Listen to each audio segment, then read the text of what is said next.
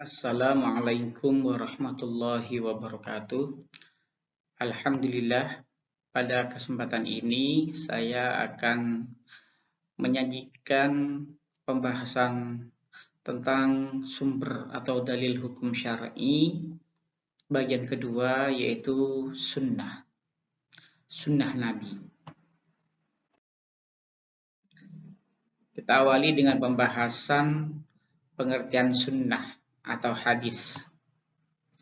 Sunnah menurut bahasa itu adalah perilaku seseorang, baik perilaku yang baik maupun perilaku yang buruk.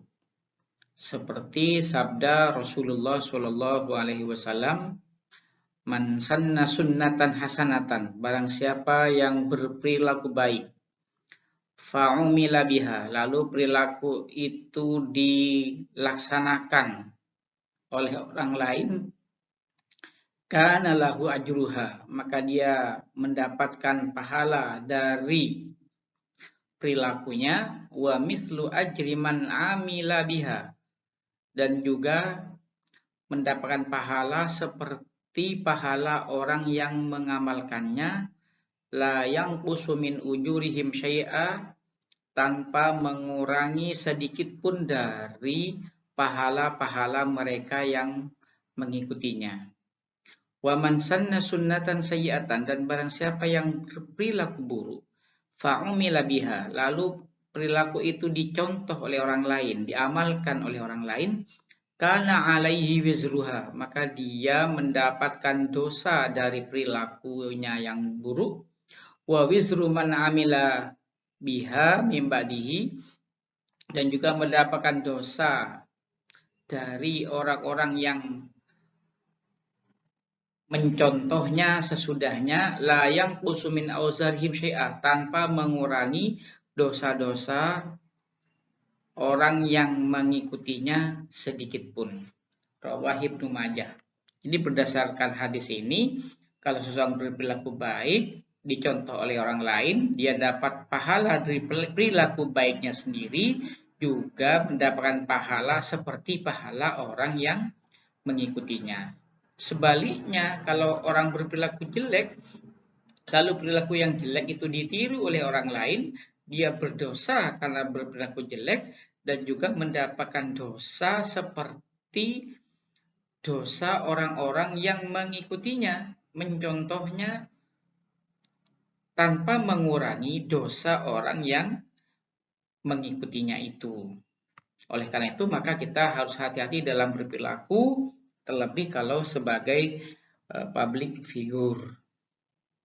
Karena dicontoh, akibatnya kalau baik dapat pahala baik, kalau jelek juga dapat pahala yang jelek. Nah, sunnah menurut istilah adalah segala sesuatu yang disandarkan pada Rasulullah SAW, baik berupa perkataan, namanya sunnah qauliyah, atau berupa perbuatan, itu sunnah fi'liyah, maupun persetujuan, namanya sunnah takririyah. Macam-macam sunnah. Yang pertama yaitu sunnah qauliyah, perkataan Rasulullah SAW. Jadi kalau qala Rasulullah bersabda, maka kalimat berikutnya itu namanya sunnah qauliyah. Ya, contoh sunnah qauliyah itu yaitu bacaan-bacaan sholat dari takbir hingga salam selain Al-Fatihah dan surat-surat pendek atau beberapa ayat yang dibaca setelah Al-Fatihah. Itu semuanya berdasarkan sunnah qauliyah. Sedangkan sunnah fi'liyah itu adalah perbuatan Rasulullah. Apa yang dilakukan oleh Rasul, dilihat oleh sahabat, kemudian dicontoh dan diceritakan kepada yang lain. Misalnya seperti hadis-hadis tentang tata cara urutan sholat, mulai dari takbir hingga salam. Jadi tata caranya, gitu. Jadi gerakan-gerakan sholat itu merupakan sunnah fi'liyah. Kemudian yang ketiga yaitu sunnah takririyah, persetujuan Rasul terhadap apa yang diucapkan atau diperbuat oleh sahabat Nabi yang diketahui oleh Nabi dengan cara mendiamkan atau memujinya. Itu berarti Rasulullah setuju, sehingga dinamakan sunnah takririyah.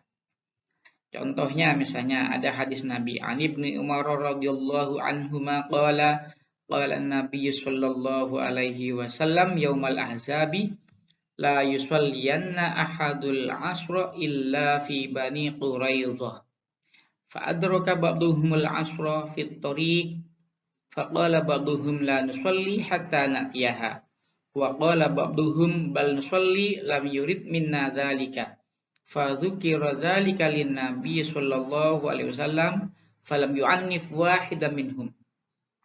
Dari sahabat Abdullah ibnu Umar, mudah-mudahan Allah meridai mereka berdua, qala dia bersabda, Nabi Muhammad sallallahu alaihi wasallam bersabda pada saat perang Ahzab, yaitu pada saat perang Khandaq. Janganlah salah seorang di antara kalian sholat asar kecuali di Bani Quraidah. Sebagian sahabat mendapati asar di jalan. Lalu sebagian mereka yang mendapati asar di jalan itu berkata, kami tidak akan sholat asar kecuali kami sudah nyampe di Bani Quraidah. Dan sebagian mereka berkata, bahkan kami akan sholat di jalan. Tak seorang pun di antara kami yang menghendaki sholat asar di Bani Quraidah karena waktunya sudah masuk. Kemudian kasus itu disampaikan pada Nabi dan Nabi tidak mencela salah seorang pun di antara mereka. Nah ini pada masa Nabi sudah terjadi perbedaan pendapat dalam memahami larangan Nabi sholat asar kecuali di Bani Quraidah. Sebagian mereka memahami apa adanya sehingga sholat asar baru dilakukan di Bani Quraidah. Kan dalam hadis diceritakan ada yang nyampe sana baru setelah masuk waktu Isya, gitu ya. Nah, berarti sudah sholat asarnya sudah melewati waktunya. Tapi sebagian lagi tidak, dia tetap memilih sholat di jalan karena sudah masuk waktu asar. Dengan konsekuensi tidak melaksanakan hadis Nabi yaitu jangan sholat asar kecuali di Bani Quraidah. Nah, ketika kedua kasus ini disampaikan pada Nabi, ternyata Nabi tidak mencela salah seorang di antara mereka. Ini berarti persetujuan Nabi terhadap ijtihad yang dilakukan oleh para sahabatnya yang hasil ijtihadnya itu ternyata berbeda, itu pun tidak dicela oleh Nabi. Kehujjahan sunnah. Nah, sunnah sebagai dalil hukum itu didasarkan kepada ayat Al-Quran, ya ayyuhalladzina amanu athi'ullaha wa athi'ur rasula wa ulil amri minkum. Wahai orang-orang yang beriman, taatlah kalian kepada Allah dan taatlah kepada Rasul wa ulil amri minkum serta pemimpin di antara kalian. Nah, mentaati Allah yang melaksanakan isi Al-Quran, wa athi'ur Rasul berarti ya melaksanakan sunnah Rasulullah Shallallahu Alaihi Wasallam. Dalam ayat yang lain Allah berfirman, may yuti'ir rasula faqad ata Allah. Barang siapa yang taat kepada Rasul, maka sungguh dia telah taat kepada Allah. Jadi ketaatan kepada Rasulullah itu menjadi indikator bahwa dia itu taat kepada Allah. Orang yang tidak mentaati Rasulullah SAW belum dikatakan mentaati Allah Subhanahu wa Ta'ala. Maka dari itu orang yang tidak beriman kepada Rasulullah Nabi Muhammad sebagai Rasul yang terakhir, maka dia itu belum dikatakan mentaati Allah Subhanahu wa Ta'ala.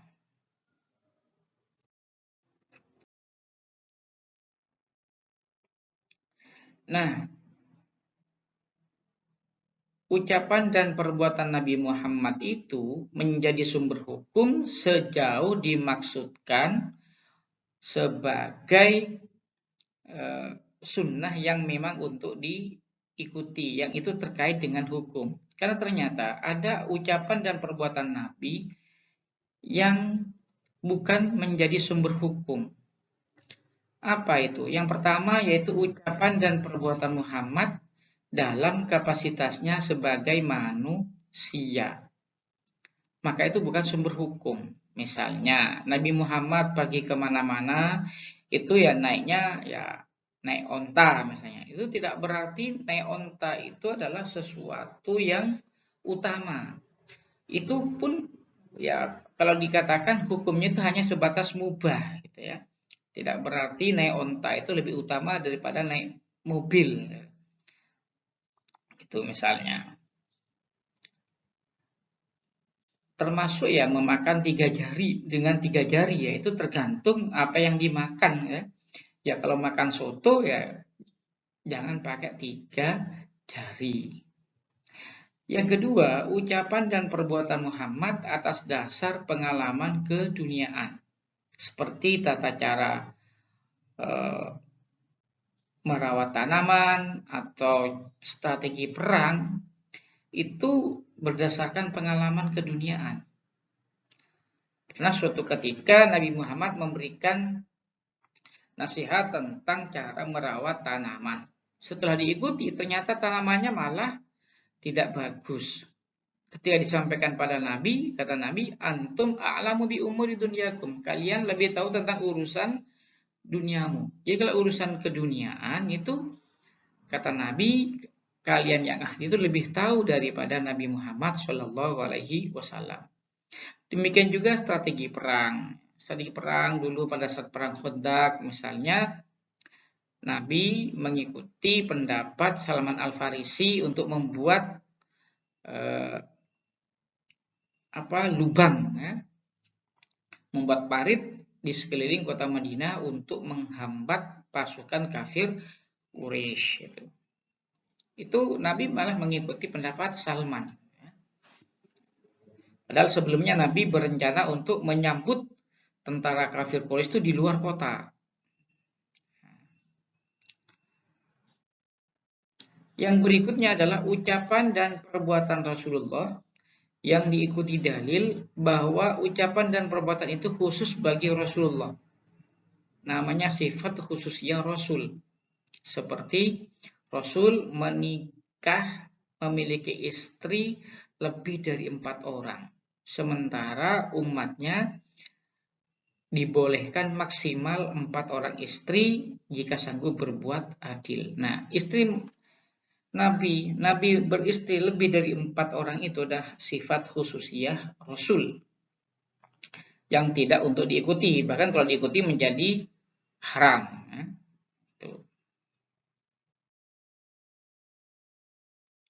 Fungsi sunnah terhadap Al-Quran itu ada 3. Yang pertama, menguatkan hukum dalam Al-Quran.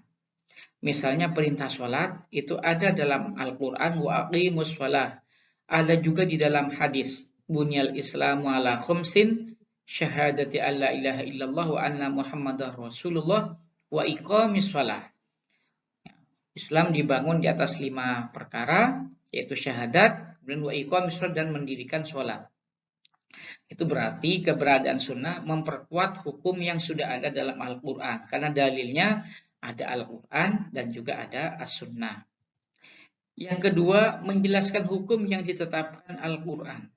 Seperti hadis Nabi, ya, wassallu kama ra'aitumuni usolli, dan sholatlah kalian sebagaimana kalian melihat saya sedang sholat. Ada perintah sholat dalam Al-Quran, tapi tata caranya dijelaskan dalam sunnah. Nah, sedangkan yang ketiga yaitu menetapkan hukum yang tidak disinggung di dalam Al-Quran. Misalnya hadis tentang larangan memakan hewan yang bertaring ataupun burung yang punya kuku tajam. Maksudnya itu adalah hewan dan burung karnivora, pemakan binatang. Tidak disebutkan dalam Al-Quran, disebutkannya dalam hadis atau dalam sunnah Nabi. Nah, macam-macam sunnah dari segi jumlah periwayatnya, kalau menurut jumhur ulama itu dibagi menjadi hadis mutawatir dan hadis ahad. Yang ahad ada hadis masyhur, aziz, dan gharib. Nah, dalam pandangan Hanafiyah, hadis itu dari segi jumlah periwayatnya ada hadis mutawatir, hadis masyhur, dan hadis ahad. Sunnah mutawatir itu diriwayatkan oleh orang banyak yang mustahil mereka sepakat untuk berbohong dari generasi awal, yaitu sahabat, hingga akhir, yaitu hingga penulis hadis. Ya.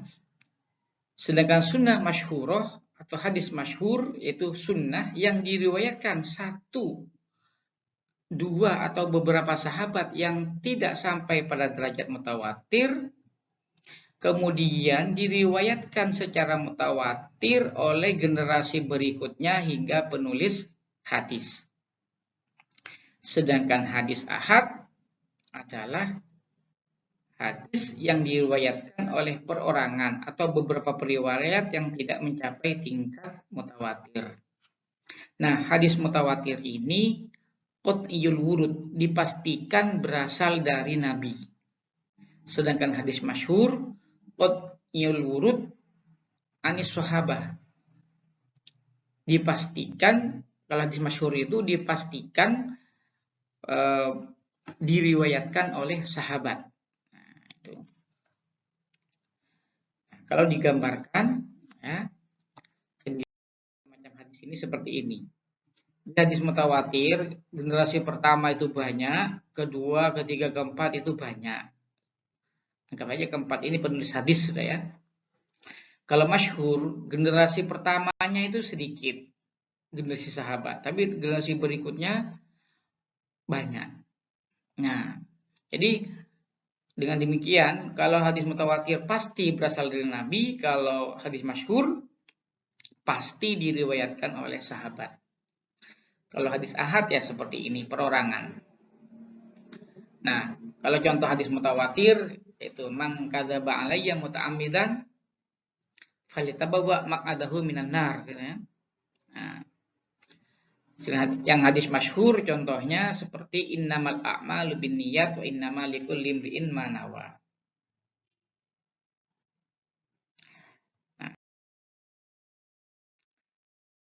Macam-macam hadis ditinjau dari segi diterima tidaknya sebagai dalil hukum. Ada namanya hadis makbul dan hadis mardud. Hadis makbul itu hadis yang boleh dijadikan dalil hukum. Itu meliputi hadis mutawatir, hadis masyhur, dan hadis ahad yang sahih dan hasan.